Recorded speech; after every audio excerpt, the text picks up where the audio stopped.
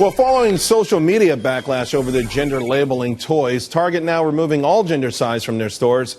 This is a move to become what they call gender neutral. Of one customer, and they have customer complaints, transgender concerns.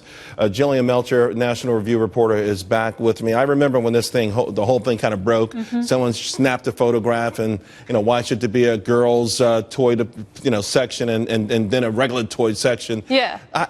Listen, I just kind of feel like we're getting to a point where we're getting very, very nitpicky. But when you have large corporations like Target that address these things, is it because they feel like they should, or the economics of it mean, just they don't want the outrage to hurt the bottom line? Well, I think they're definitely under pressure to be politically correct on this. But let's talk about the U.S. toy market. It is the biggest in the world. It's 4 times bigger than the next one down.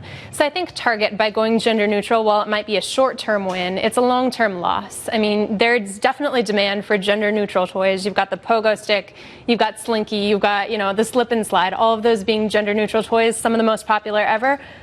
But people also really like Barbie. They also really like Bob the Builder. So I think there's a market for all of them, and for Target to ignore that is a poor decision. It's going to be hard as shopping. It's like, I hope they don't have to say everything. When I go to get the few men's products, I hope I don't have to go through all the women's products to find what I need to do. It's going to be like, there. But I mean, it's not so far-fetched that in this particular atmosphere something like that can happen. Yeah, I think just the political correctness of this abounds. But, I think there's a tendency to some extent to project cultural feelings on toys. They've always reflected the times. This is probably a good expression of it.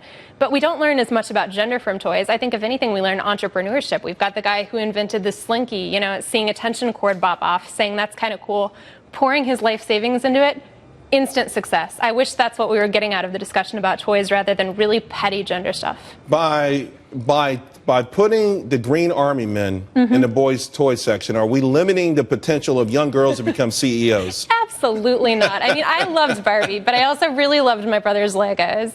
I think, What about Ken? Yeah, I liked Ken too. You did? I did, yeah. I thought Ken was a little wimpy. I don't know. I thought Ken was a little wimpy, but you were okay with him, My 4-year-old taste thought he was fine.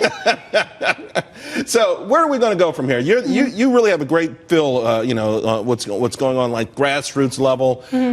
Target is sort of a trendsetter. I figure if they're going to cave into pressure like this, and we're going to see it across the board. But I don't think it stops at just gender toys and things like this. I think this is something that gets pushed on a whole lot of other things that just simply make sense, that are really specifically gender specific. Yeah, I think you're right. I think there's pressure to push it down and put labels on people to such an extent that we're not realizing that, we're all individuals. What's so insidious about this right now, though, is we're saying that, girls building toys is oppression. This is a time where women have, more opportunity than they've ever had before. This is a place where they've had more opportunity before. If our biggest battle is pink Bob the Builder sets, I got to be honest with you. I think like these Barbies, these women Barbies with the briefcases and all that stuff, I don't think it's working. I mean, honestly, I just don't know where it is that the girls are, diverted from these kind of careers.